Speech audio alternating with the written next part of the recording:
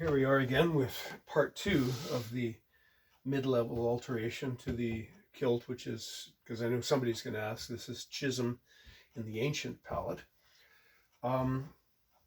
So while I was pinning up and preparing to sew, to make up the inside apron, I decided I really wanted to rob a pleat on either side, just to give enough, if for no other reason than to have a proper apron pleat on the right hip. So I've unpicked that one pleat on either side, and I've discovered that this person's really good level of workmanship, but they did pin all the pleats together, at least some of the pleats together, and then sew before they started sewing, because I see that each pleat is not only sewn to the next pleat, but it's also sewn to the pleat after that, which is a bit annoying. And it doesn't make a huge difference beyond the fact that it makes a bit more work when you're doing an alteration, and possibly a complication when you're cutting out the back. So I've unpicked on either side.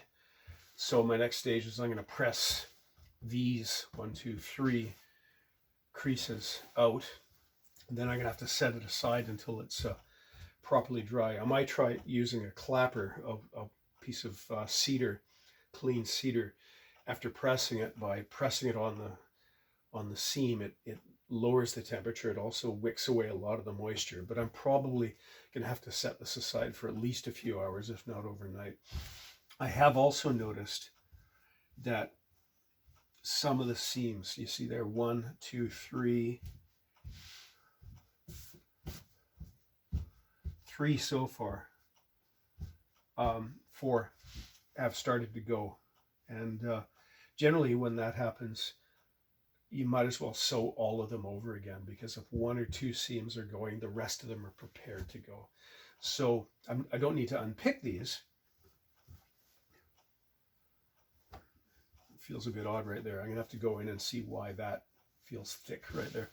I don't have to unpick these, but I am going to oversew each seam. Of course, I'm going to have to oversew this one because I'm going to be opening up a buttonhole right there.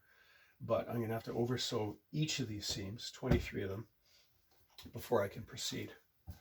Okay, so I'll get onto that, shall I?